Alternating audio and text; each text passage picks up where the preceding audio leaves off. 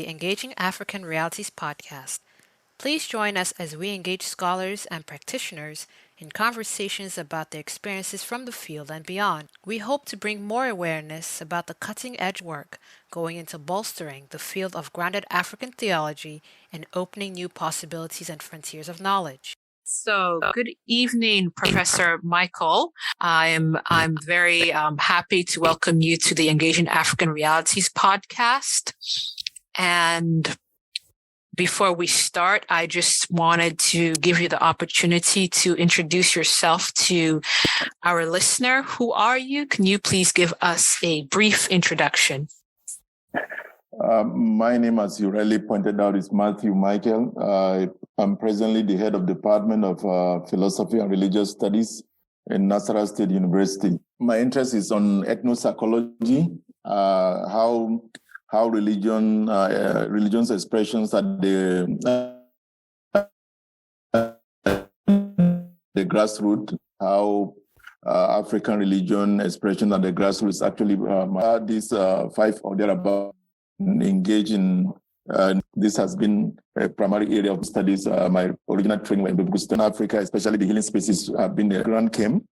It actually how healing spaces interact with healing spaces, and so my primary area of interest is actually creative expression of religions and the healing spaces. One of those interests also after the Nagel project was also migration and internally displaced persons.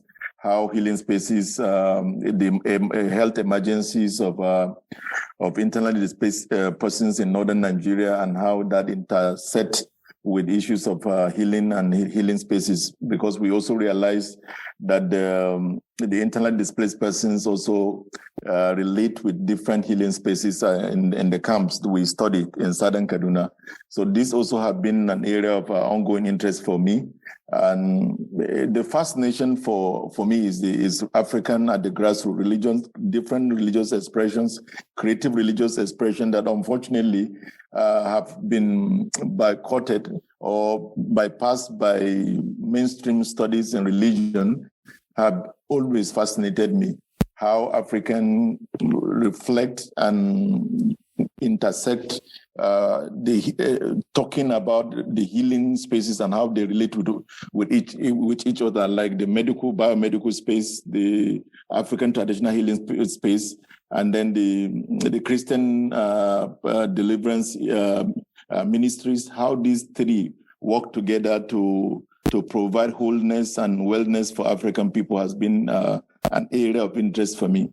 And for me, my background, I grew up from a traditional African background. My grandfather on both sides, maternal and paternal, have been involved in some kind of African healing, traditional African healing.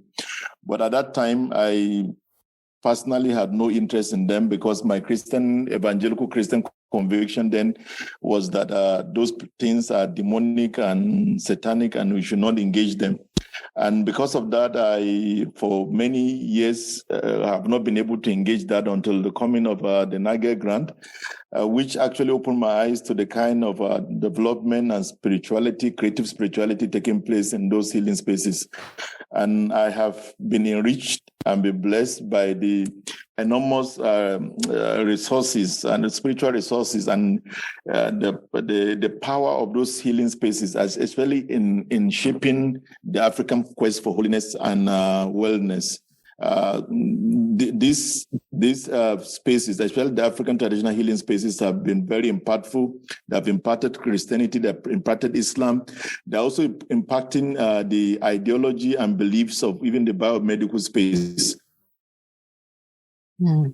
Engaging and intersecting this, because most often the African enlightened and educated minds, or most often they treat the African healing spaces as primitive, pre-modern, and they unfortunately do not engage them. And I felt at the beginning that was the kind of attitude I came. But again, after some time, I realized the impact that these healing spaces have had over centuries, and the continuous impact of these healing spaces in Africa have not been properly studied. And Nagel is...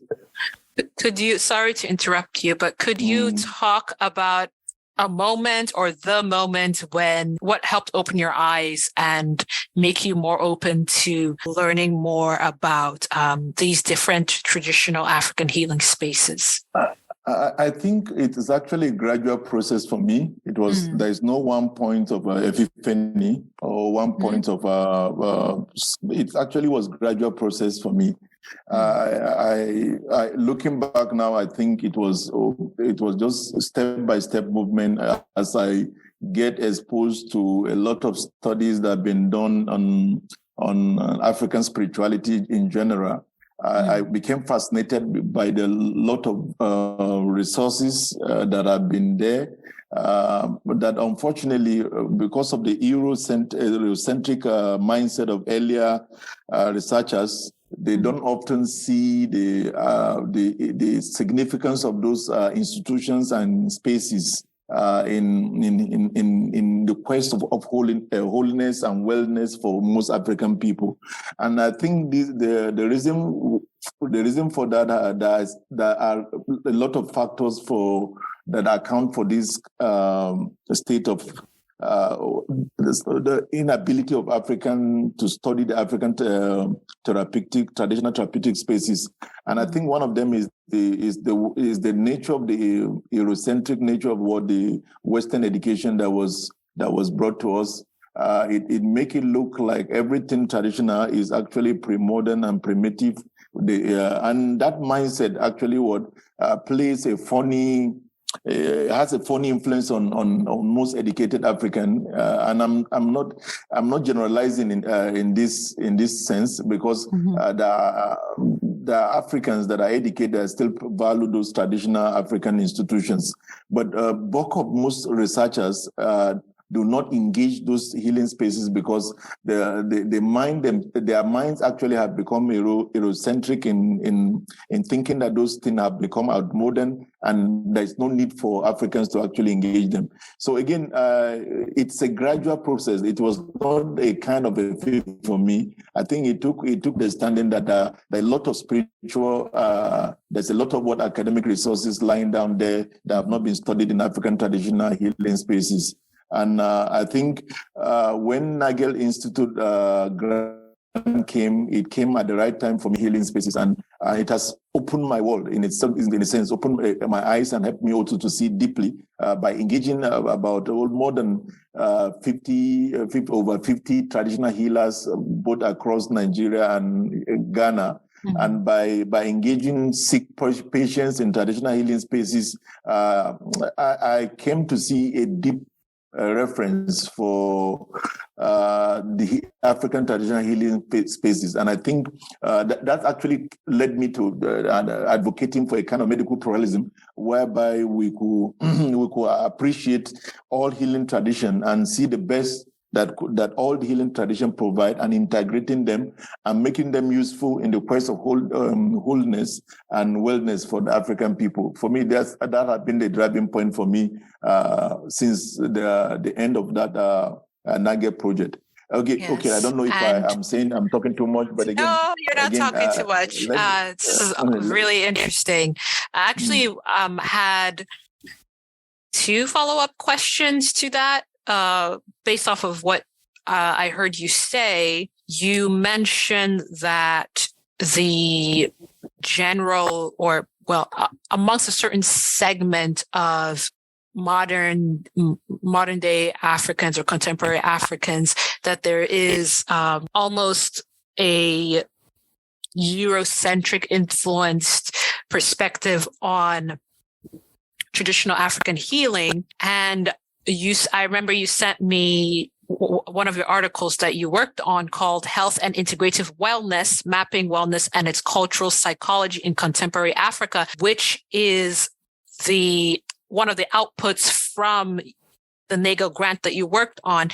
And in the course of reading it, I saw that you mentioned that there was a period of early colonial history where early missionaries actually used traditional African medicine and healing practices. And I was wondering if you could talk a little bit more about that, because I know from reading the paper and from what you're saying that obviously that trend changed and became different.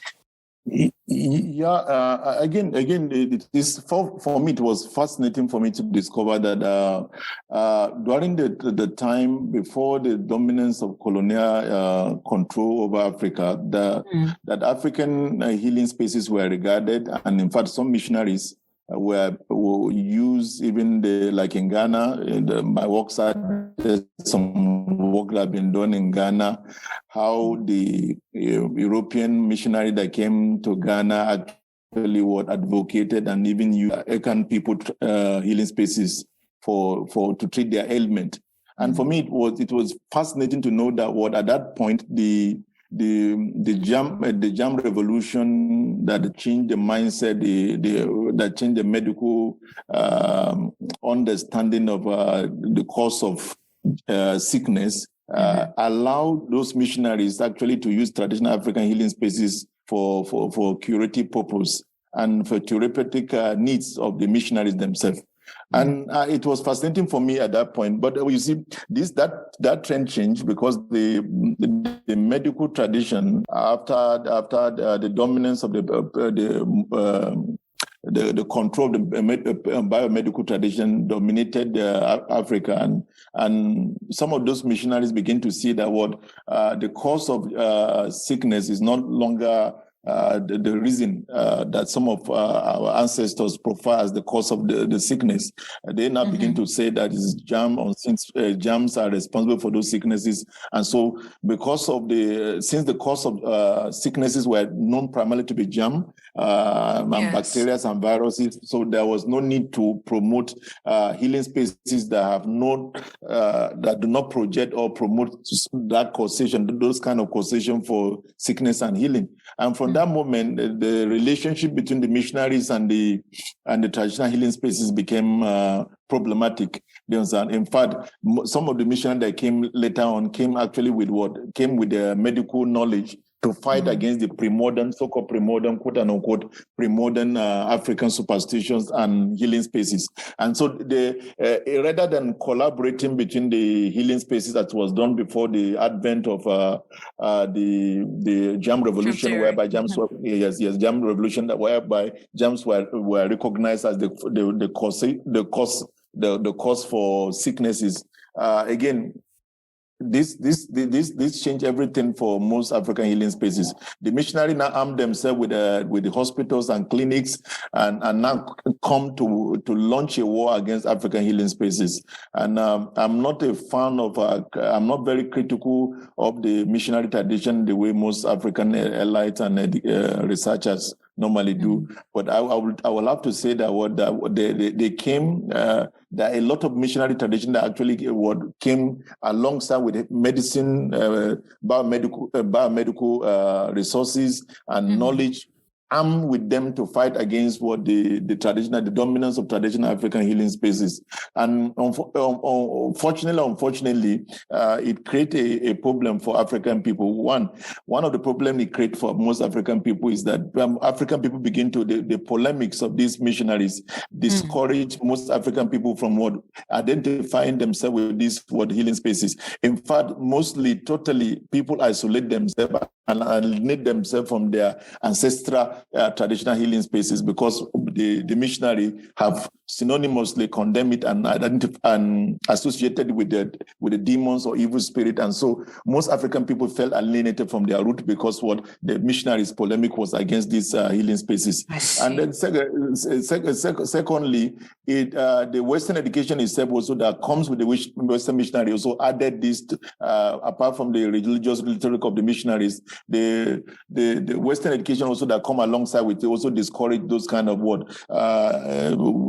believing that there are spirits or demons or evil spirit causing sickness.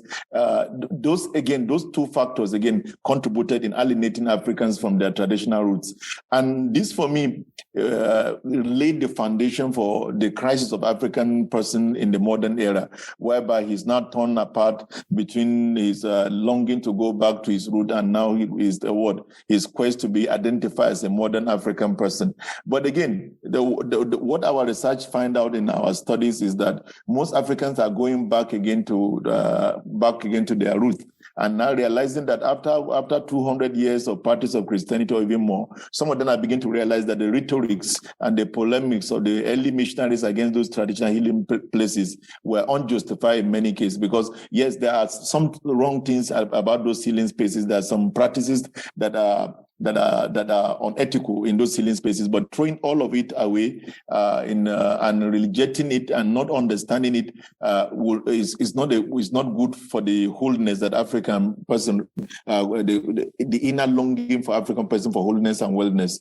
And I think for me, most African that we met on the healing spaces are telling us in our interviews and focus group with them, told us that what they are trying to go back to their root because they realize they have tried the biomedical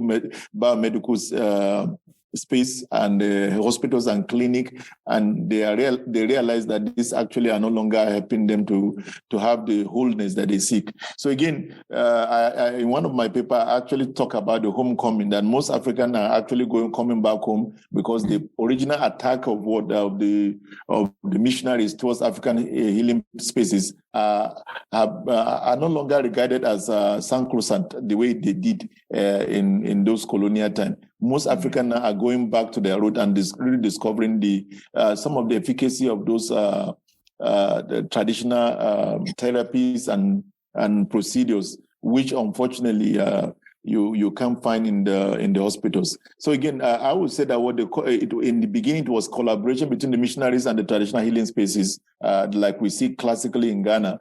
But later on, this gave way to a lot of polemics and attack between both the traditional African spaces and also the missionaries. By the advent of hospitals and clinics to Africa, fully funded by the missionary enterprise. But we see a trend now that what most Africans are trying to go back to their root, and it's a kind of homecoming for them. They are going back to their root and saying that yes, we know that there are some abuses or some unethical practices that have been done in some of the healing spaces, but we also recognize the fact that there's some therapies that could actually be helpful in the quest of African quest for wholeness and wellness. And I think for me, this is the important thing. One of our studies that discovered that Africans are a kind of homecoming for them in visiting those healing spaces. I have a follow-up question. So you mentioned that the current trend, or at least in the most recent years, has been that more and more Africans are seeking out traditional African healing spaces. Through your research, how have you seen any responses from the younger generation? How are young people responding to this ongoing revival of traditional African healing and African healing spaces? First of all, I think there's a general quest of African people, young people, because most African people, young people, have actually become disillusioned with modernity. Again, if you in contemporary Nigeria, you see a lot of stories of young men and women into Yahoo Africans, kind of negative African use of a negative African tradition for wealth, and this has become very trending because most African people are now going back to those unethical practices that is there that have been there and lying down there in some practices of African traditional religion. Even though some scholars had said that what is actually the negative sides of African traditional religion that have been projected by this young contemporary population of people. But again, it shows the fascination that what African mysticism and spirituality has on young African mind. They are not like the past generation that would just said they want to distance themselves or alienate themselves from their traditional African root. Most of them are going back to those, unfortunately, unguided. But from our own studies, we're able to see young African people at those healing spaces, both in Nigeria and Ghana. We met with young African traditional, both as practitioners, do you understand, who are mentored. We see some of them as apprentice. Those are younger ones who are acting as apprentice of older healers, traditional healers, who are mentoring them and helping them towards becoming knowledgeable in the acts of what they are healing. And our interest was not on the mystical aspect of it. Our interest was more on the herbal knowledge and therapies. And we see a new generation of young African being working in those African traditional healing spaces and acting as apprentice. In fact, in some places we interview some of them, and the young ones are telling us that they love this. It's not that they force them, that they actually what they wanted to know, the knowledge and the how to heal and bring wholeness to the community that they are situated. And so for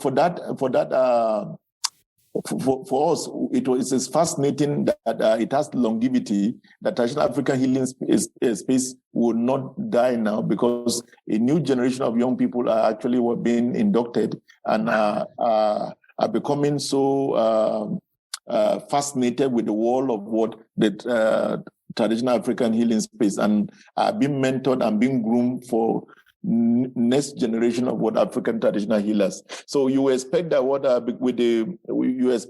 after this older generation have gone away, there will not be a new generation of African traditional healer who will take over them. But again, from our study in both Nigeria and Ghana, we're able to see the fact that what apprentices are there, young persons from 18 to 30 thereabout, who have been inducted and being coached and being trained to become successful healers of the future. For us, it gives hope for longevity of traditional African healing spaces, that it will outlive some of us, because young generations are fascinated by happenings in these healing spaces.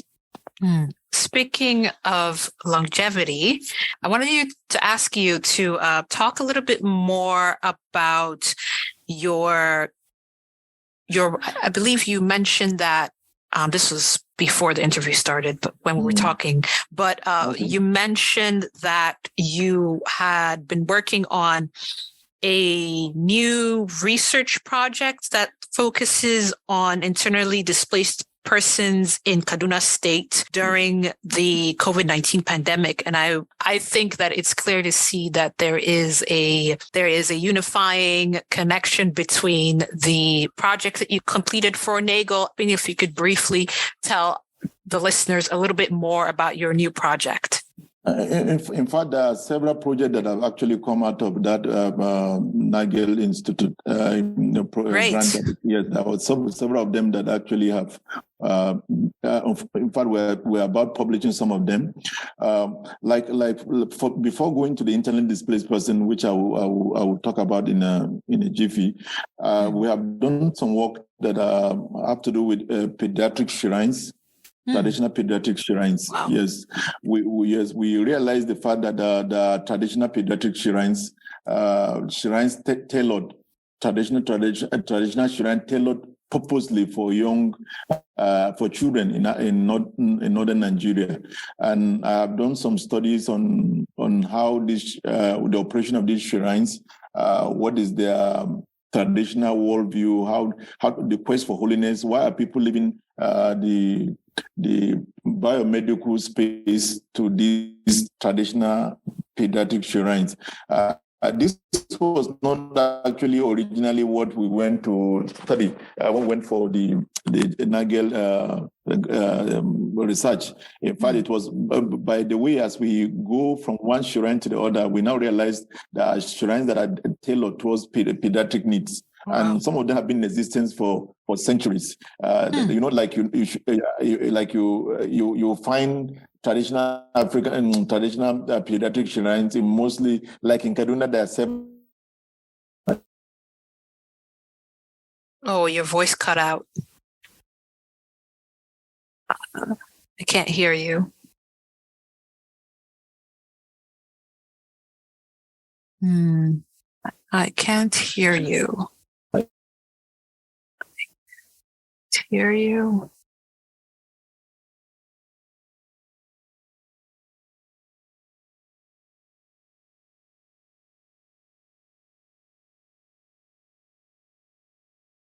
The pediatric shrines, some of them have been there for centuries. And one interesting thing we discovered was the fact that most African parents, both of Christians and Muslim parents, bring their children to these traditional healing spaces. And a kind of ecumenical dialogue, a kind of subtle ecumenical dialogue is taking place in those healing spaces, whereby even though the dominant polemic of Christianity and Islam in northern Nigeria kick against these traditional institutions or traditional African religion, but yet they bring their children for health needs and health challenges of their children. They go to these pediatric shrines for solution.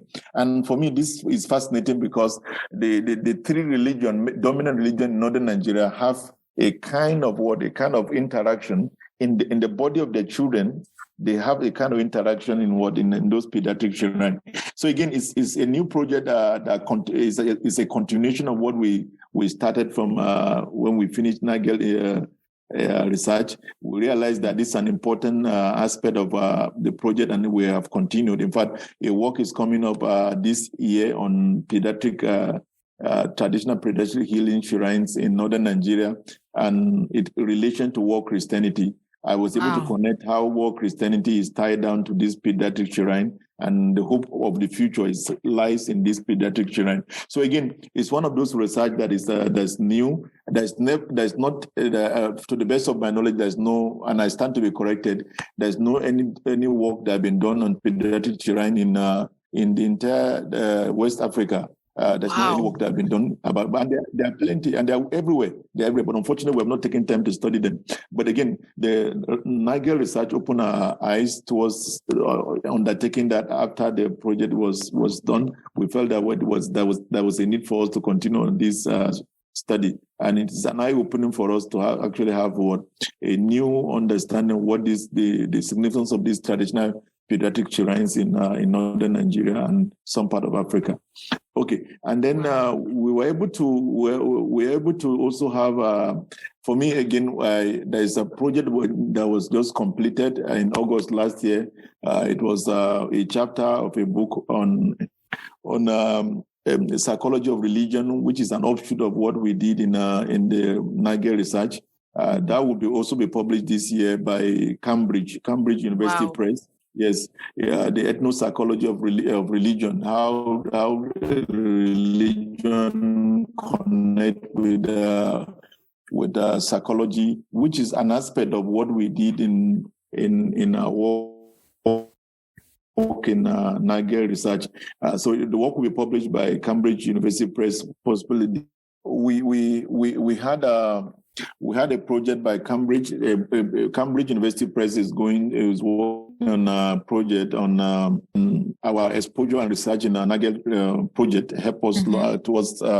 I led a group of 4 other professors from the University of Nsukka, whereby we study how religion interfaces with psychology, which is an aspect of what we did in our original research with Nagel. So again, it's also a fascinating study. In fact, we are beginning to work on a field of psychology of religion in Nigeria, which is fascinating for us because in University of Nsukka is leading the way in that area of research. And actually, for me, my contribution in that chapter of that work was based upon my experience in Nagel project, how in the study of ethnopsychology of healing spaces, I begin to see the connection between psychology and religion. So again, this is actually a fascinating study that came as a result of that project with Nagel Institute.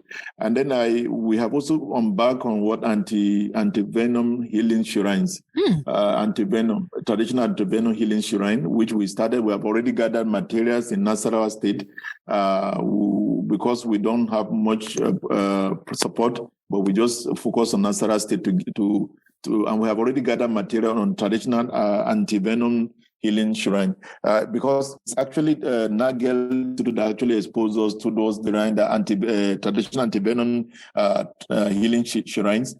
Again, we took some data. We have gathered some data, and we're trying to analyze them with some of my master students and my PhD students. We have gone to gather some data on traditional antivenom healing shrines. Many of them in northern Nigeria, because of some of the dangerous snakes in the world are located in this region. So traditional healers also have remedies, and in fact, some people believe that their efficacy is better than the ones of the hospitals and clinics. So again, we have studied some data and we've gathered data, and hopefully this work will be out soon. And then we have also begun to the one on migration. We have started and have in fact almost done. We started a project on the internally displaced person in 2020 in southern Kaduna because of the impact of the crisis in southern Kaduna, violence against the Christian minority in southern Kaduna, and then the most of those internally displaced persons are living in camps, and the health emergency that came in those camps as a result of the COVID pandemic. We try to study the health emergency in those camps, how those people still promote and understand the quest for healing and wellness from the traditional African understanding rather than the biomedical perspective. So it's a study we have done, and in fact we had a collaboration with the University of Leeds in that project, and we hope that we will get it done. Hopefully, we'll have some of the work published at the end of this year, God willing. But it's a project that we have started. We have already gathered data, and it's actually a result of what we did in that project. That project was to interrogate the health emergency that came with COVID-19 in the healing spaces of the refugee camps, and with the new creative religious expressions that are taking place in those camps. And we were able to interrogate and have interviews and focus group of several of them in those two refugee camps, one in Zonkua, and then the other one in Samaru Kataf. And some of these at the peak of the terror attack and crisis in those places. Some of the camps, like the one in Zonkwa, is up to, there were about almost 4 to 5,000 internally displaced persons in those camps. Oh. So it was an interesting, fascinating study that came as a result of our interest in healing spaces that came through the Nagel project. Then again, we also have we have already published a work which I think by now you are familiar with, the work on African healing, Sharia, and cultural psychology, which is a pioneering work on African psychology in respect to the healing shrines. And then we have also done some work on referral system, like I said, how unfortunately people have not studied, but there is a new space, the traditional African healing space ministry, prayer ministries and prayer camps. Yes, those again is a fascinating study that was published by Regnum in Oxford. So again, these are some of the few work we have done that is actually what an extension of what we started at the Nagel project. But for me, most importantly, is the quest now to institutionalize this research in curriculum and in curriculums, because the Nagel project was actually a curriculum-centered project. It was not just to do project just for the fun of project, but it's also to encourage institutional curriculums reflecting this project, the findings of the project, and and placing this emphasis and this finding at the center of institutional decisions. Again, for us, since I happen to become, I was the head of department. I'm not the head of department, so. That opportunity grant me the privilege to bring some courses to bear on our curriculum. In fact, Nigerian university at the moment are undergoing a curriculum change, which is a very important phase of trying to bring new courses to bear on the existing curriculum. The NUC, Nigerian National Union of University Commission, National University Commission, have actually begun to think about changing curriculum, not even thinking of changing curriculum.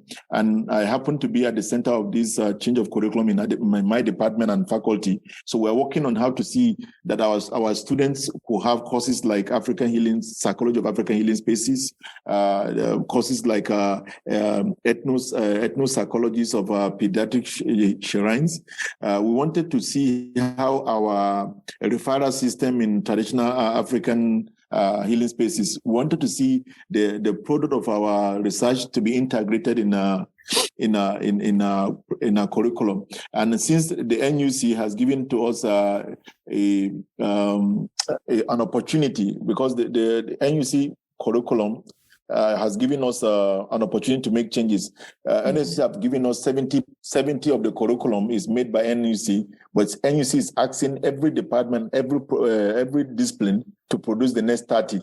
So Wow. this 30% is what we want to mold to reflect some of the findings we have already gotten from this research.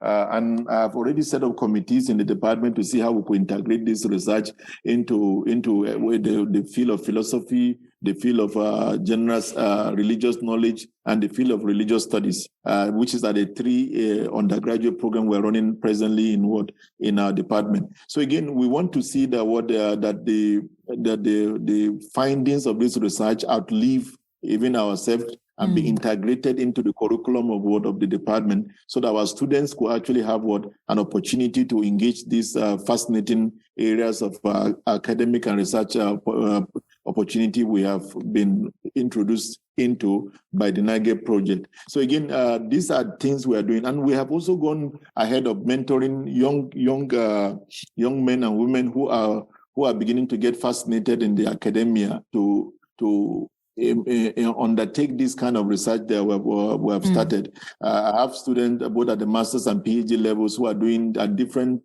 works on different aspects of African healing shrines, and it's fascinating what in the next 5 years or thereabout, what their research could reveal on different aspects of what traditional healing spaces in Nigeria.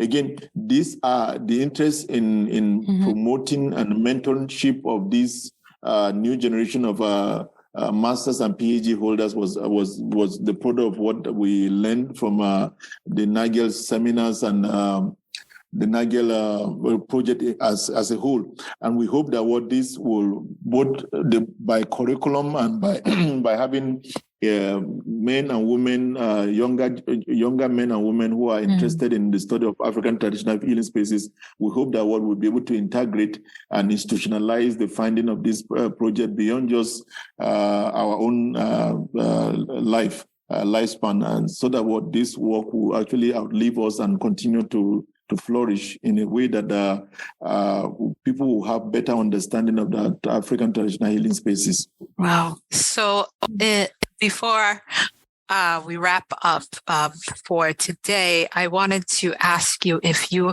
in 1 or 2 sentences, what is your advice for upcoming scholars? One is to be open-minded, be objective, be open-minded and be objective.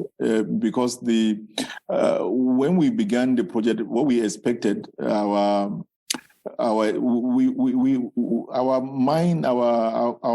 mindset when we started the project and the end of the project was totally different. So we should have individuals that are open-minded, that are not closed-minded, that the research should surprise, our research findings should surprise us. I like those kind of research that surprise me at the end of it. This is what I started with, but again, at the end of it, this is what I discovered. Because nobody will have told me in 2018 when we got the grant that I will venture into medical pluralism, into referral system, into pediatric shrines, into psychology of religion, into antivenom healers in northern Nigeria. Nothing will have prepared my mind to think that these actually are areas that I will I'll be fascinated or be interested in. But again, if you are open-minded, I think if there's a lot we could discover if scholars and researchers are open-minded and welcome unexpected terrains. And I think this is one important thing they should keep in mind. Secondly, I think we should also be willing to go to terrains and areas that have not been researched. African is sitting on a mine of enormous research treasure. But unfortunately, most of the younger generation don't normally want to engage those treasures of spirituality that has been there that needed to be studied. Do you understand? Yes. For example, traditional antivenom. When I was studying it, some people don't even think that it's worth studying. But again, I have discovered that it's a fascinating area of what that we could study. But so we should be willing to engage terrains that have not yet been studied, pioneering work that have not yet been done. Like I even forgot to mention, we are presently also doing a work on Mami Water spirituality and theodicy. You understand? In fact, Yes. one of our colleagues have already gotten a 6-month stay in Chicago. Because of that project, we have just started the project, and she'll be leaving I think in June to Chicago, St. Paul University in Chicago. Gave and it's based upon extension of what this Nagel project too, because what Mami Water theodicy and spirituality was also another thing that I met one-on-one when on the course of my research with Nagel Institute. So again, we are working on a book. Hopefully by next year, this book will be out on Mami Water spirituality and theodicy, which is an interesting area of work. So, but again, most people will not want to engage those pioneering work. Younger researchers should be able to be to go to terrains that have not yet been explored, so that we could have new works, new books, new materials. Yes. So yes, you can hear me now. I guess. Yes. Yes, I can hear you. So again. Areas that the Western methodology, Western Eurocentric mindset are not able to engage. We must be willing to engage those realities, those spiritual realities that unfortunately the Eurocentric mindset and methodology have not been able to engage or not understand properly. I think that is one of the greatest challenge for us. How the Eurocentric mindset and methodologies are sometimes even ineffective and cannot engage some of the complexity of African reality and spiritual phenomena. For me, this is something we must allow people to engage. And then lastly, for me, we must begin to reinvent new stories and narrative concerning the African continent and African spirituality. This is both Islamic and Christian polemics against traditional spaces. We must begin to go beyond them and begin to see how we can redeem these spaces and look at the creative discourse taking place in these spaces that have allowed them to be resilient even in this modern time. I think if we do that, if we do those three things, I think we could help to usher in new materials, new books that will be not just of interest to a European audience, but it will be a blessing to the people and communities in Africa. And I think for me, this is actually what I've devoted my life now after that project to see how we could, first of all, pioneer in new areas of research that are beyond just the normal terrain that most African scholars are committed to doing. And then secondly, to see how these we could reinvent new narratives creative narratives in these spaces that could help outsiders and insiders to see new things from the African spiritual tradition, and then to not be enslaved by Western methodology and questions, which unfortunately have not been able to engage the nitty-gritty and fascinating phenomenon of the African religious topography. So again, these are the things that I think I would tell young researchers to do, to begin to think in those terms. And if they do that, I think we could have more volumes of works, of books, of research that are credibly grounded in creative energy that could be a blessing to the entire world, Christianity, and even world religions, as the case may be. Thank you so much for sharing your research findings, for talking about all the different projects that have emanated from the initial project that you worked on with your team for the Nagel Institute. I really do appreciate hearing about all the diverse projects that you've been working on and that you're currently working on. And I firmly believe that it is going to make an impact on the African religion field and beyond. So thank you very much, Professor Michael. Thank you for everything. And thank you for your time and your patience as well. Yeah, thank you too. Thank you. Yes. I really appreciate your patience too, and your disposition towards this project. I really appreciate, and let me use this opportunity to appreciate also my team, Dr. Nathan Chiroman, for his time and energy devoted to the project. I want to thank Professor Evelyn Hawa Yusuf, who also helped us in coordinating and also analysis of the research finding. These are part of my team that have helped this research to be what it is. And I also want to thank Professor Afe Adogame, who happens to be our project advisor, for his wealth of knowledge and guidance through this project that make this project successful.